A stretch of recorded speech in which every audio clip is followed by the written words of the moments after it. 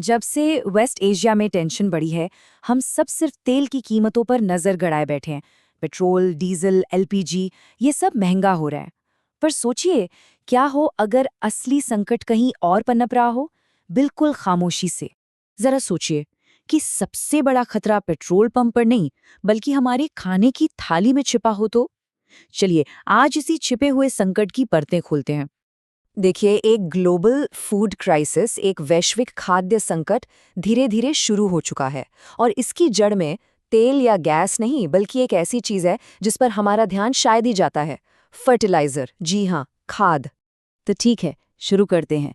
सबसे पहले ये समझना बहुत जरूरी है कि आखिर फर्टिलाइजर्स यानी खाद और तेल गैस का कनेक्शन क्या है। सुनने में ये दोनों अलग लगते हैं, पर असल में ये एक ही सिक्के के दो पहलू हैं। तो सबसे पहले बात करते हैं यूरिया की। ये दुनिया में सबसे ज्यादा इस्तेमाल होने वाला नाइट्रोजन फर्टिलाइजर है। और पता है कि बनता किससे है? नेचुरल गैस से।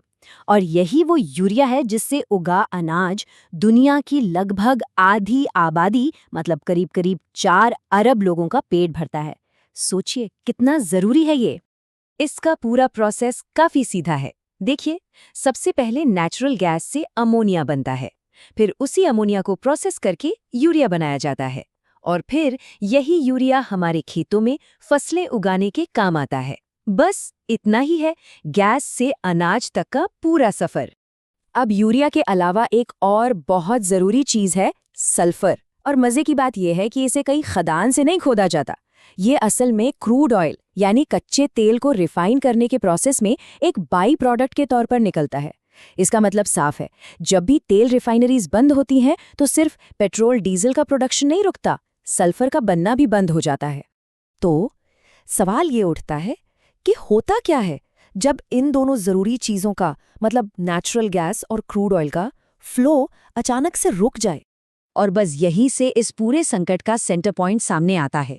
दुनिया की पूरी फर्टिलाइजर सप्लाई चेन का एक ही सबसे बड़ा चोक पॉइंट है, स्ट्रेट ऑफ हॉर्मूज। जी हाँ, ये वही 21 मील चौड़ा समुद्री रास्ता है जिसे ईरान ने इस वक्त लगभग ब्लॉक कर रखा है। जरा इन आंकड़ों पर गौर कीजिए, ये सच में चौंकाने वाले हैं। दुनिया का लगभग 49% यूरिया, 47% सल्फर और 24% फॉस्फेट फर्टिलाइजर इसी एक पतले से रास्ते से होकर गुजरता है। मतलब आप सोच सकते हैं, दुनिया की लगभग आधी खाद की सप्लाई सिर्फ और सिर्फ इसी एक रास्ते पर टिकी हुई है। तो इसका नतीजा क्या निकला? नतीजा ये है कि सिर्फ इस एक रुकावट की वजह से दुनिया का लगभग 1/3 1/3 फर्टिलाइजर ट्रेड इस वक्त पूरी तरह से ठप पड़ गया है। अब चलिए देखते हैं कि इस ग्लोबल क्राइसिस का असर सीधा हमारे देश भारत पर कैसे पड़ रहा है। क्योंकि दुनिया के दूसरे सबसे बड़े फर्टिलाइजर कंज्यूमर होने के नाते भारत बिल्कुल इस तूफान के सेंटर में खड़ा है। यहाँ पर एक बहुत बड़ा भ्रम है जिसे तोड़ना जरूरी है। हम सबको लगता है कि भारत तो अपना 87% यूरिया खुद ही बनाता है, तो हम तो सेफ हैं, है ना? पर असलियत यह है कि उस यूरिया को बनाने के लिए जो नेचुरल गैस लगती है वो हम इंपोर्ट करते हैं, और उसका एक बहुत बड़ा हिस्सा उसी ब्लॉक रास्ते स्ट्रेट ऑफ हॉर्मुज से आता है। और इसका असर अब जमीन पर साफ साफ दिखने लगा है। भारत के यूरिया प्लांट्स अपनी सिर्फ 60% कैपेसिटी पर चल रहे हैं। आईएफसीओ जैसी बड़ी कंपनियों को तो अपने प्लांट्स बंद करने पड़े हैं।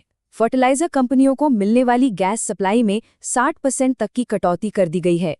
जो एलएनजी सप्लायर्स हैं, उन्होंने फोर्स मेजोर डिक्लेयर कर दिया है।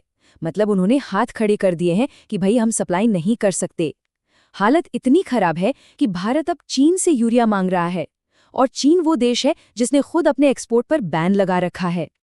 लेकिन पता है, इस संकट की सबसे खतरनाक बात क्या है? वो ये है कि इसका पूरा असर हमें तुरंत नहीं दिखाई देता।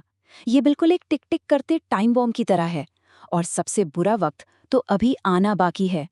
जरा इस टाइमलाइन को समझिए। अभी चल रहा है मार्च अप्रैल। ये वो टाइम है जब फर्टिलाइजर की स्टॉकिंग होती है और सप्लाई अभी रुकी हुई है। अब आएगा मई जून, जब खरीफ की बुआई का मौसम शुरू होगा। तब हमारे किसानों को खाद की भयानक कमी महसूस होगी, और इसका असली असर वो दिखेगा आज से 5-6 महीने बाद, जब फसल की पैदावार गिरेगी और हम सबके लिए खाने पीने की चीजों के दाम आसमान पर होंगे। यही सबसे जरूरी बात है समझने वाली। पेट्रोल के दाम बढ़ते हैं तो उसका झटका अगले ही दिन हमारी जेब पर लगता है, लेकिन फसल खराब होने से जो महंगाई का झटका लगता है वो 6 महीने बाद महसूस होता है। और तब तक बहुत देर हो चुकी होती है।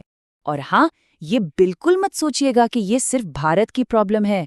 नहीं, ये एक ग्लोबल क्राइसिस है और दुनिया का कोई भी देश इससे बचा हुआ नहीं है। इसका असर पूरी दुनिया में फैल रहा है। अमेरिका में यूरिया के दाम सिर्फ 1 महीने में 25% बढ़ गए।